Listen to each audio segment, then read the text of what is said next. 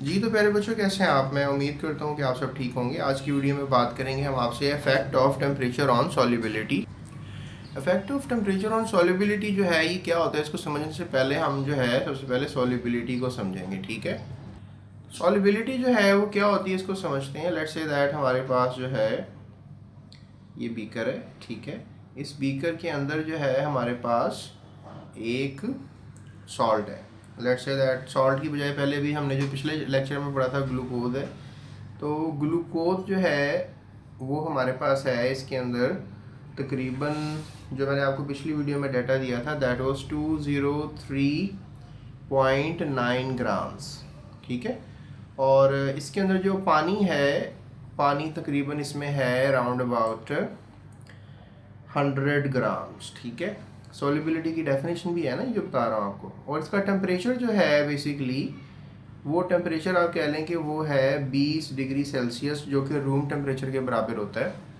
तो अब इसमें इतने पानी के अंदर इतने टेम्परेचर पे अगर आप थोड़ा थोड़ा डालते रहेंगे ग्लूकोज, तो ये इसमें मिक्स होता रहेगा। और मिक्स होने के बाद आप कह लो कि इतना मैक्सिमम मिक्स होगा 203.9 ग्राम। इसके बाद अगर आप मज़ीद इजाफी डालेंगे ग्लूकोज इसमें, तो वो नीचे बैठना शुरू हो जाएगा, यानी चीनी इसमें मज़ीद नहीं मिलेगी। ठीक है, इधर इन्होंने जो है बेसिकली यूज़ किया है लफ्ज़ शुगर का। तो अगर मैं शुगर का लफ्ज़ यूज़ करूँ तो शुगर का फार्मूला ये नहीं है, ये तो ग्लूकोज का फार्मूला है। ठीक है, और जो शुगर का फार्मूला होता है वो होता है C12H22O11। ठीक है, ये फार्मूला होता है शुगर का। अब शुगर वैसे बहुत सी किस्म की होती है, तो अब ये हमने इतना मिक्स कर लिया तो दैट्स इट। ठीक है, अब ये इसकी सॉल्युबिलिटी है। अब लेट्स से दैट कि मैं अगर आपसे बात करूं कि 100 ग्राम पानी में, अगला क्वेश्चन मैं आपके लिए रेज करता हूं। मतलब टेम्परेचर मैं सेम रखूँगा 20 डिग्री सेल्सियस। अब पानी भी मैं सेम रखूँगा, 100 ग्राम ही होगा इस बीकर के अंदर। ठीक है, दैट इज़ अ बीकर।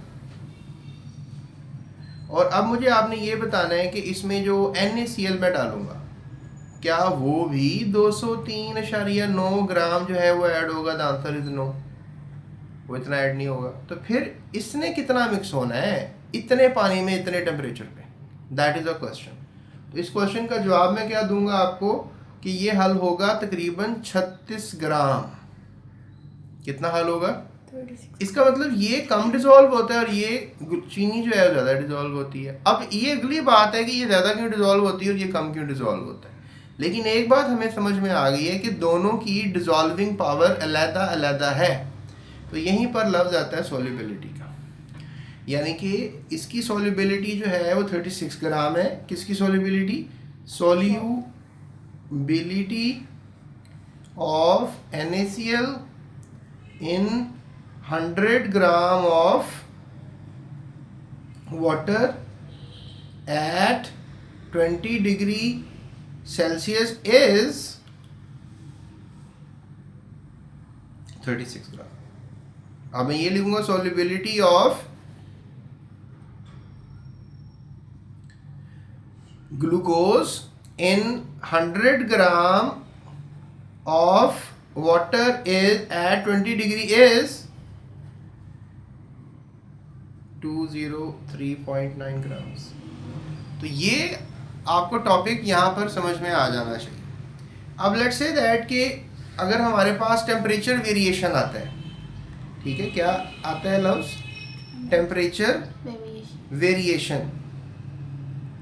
अब टेम्परेचर वेरिएशन की जब बात आती है, यानी हम टेम्परेचर चेंज करते हैं। लेट्स से दैट हमारे पास अब ये बीकर जो है और ये बीकर जो है, यहाँ पर टेम्परेचर जो है हम कर लेते हैं कम 20 डिग्री से 10 डिग्री।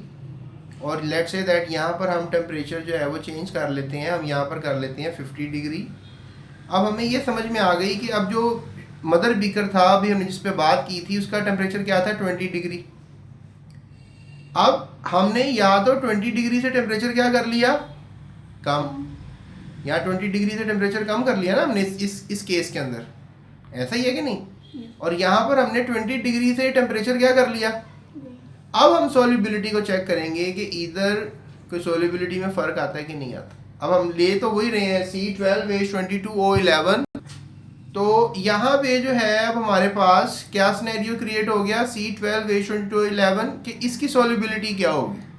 तो याद रखो 10 डिग्री टेम्परेचर कम करने पे जो 203.9 का फिगर है ये ड्रॉप हो जाएगा। ये इसमें 10 डिग्री टेम्परेचर जब कम होगा तो ये डिजॉल्विंग पावर भी कम हो जाएगी, यानी कि टेम्परेचर ने असर किया। यानी कि अब 100 ग्राम पानी के अंदर कितनी हल होनी चाहिए थी, 203.9 हल होनी चाहिए थी, इतनी हल नहीं हो रही, इससे कम हो रही है। तो टेम्परेचर ने फ़र्क डाला ना इस चीज़ को। और यहाँ पर भी अगर लेट्स से दैट कि 203.9 ग्राम्स हल होनी चाहिए, उसके बाद तो हल नहीं होनी चाहिए, उसके बाद नीचे बैठ जाना चाहिए। अब तो टेम्परेचर 50 डिग्री है, 20 डिग्री तो नहीं है, तो ये से ज़्यादा हल हो रही है। यानी कि टेम्परेचर के बढ़ने से सॉल्यूट ज़्यादा मिक्स हो रहा है, इससे तो ज़्यादा ही हो रहा है। और टेम्परेचर के कम करने से सॉल्यूट जो है वो कम मिक्स हो रहा है। इसका मतलब क्या हुआ कि टेम्परेचर एक ऐसा फैक्टर हुआ जिसकी मदद से सॉल्युबिलिटी ज़्यादा भी हो सकती है और कम भी हो सकती है। तो यही हमारा आज का टॉपिक है, that is effect of temperature on solubility solutes. ठीक है, ये होप सो आपको समझ में आ गया होगा कि टेम्परेचर के कम करने से कभी कभी सॉल्यूट्स ज़्यादा मिक्स होते हैं और कभी कम मिक्स होते हैं, ये वेरिएशन रहता है। तो कौन ज़्यादा मिक्स होते हैं कौन कम होते हैं, ये टेबल्स इस ग्राफ से हमें सही समझ में आता है।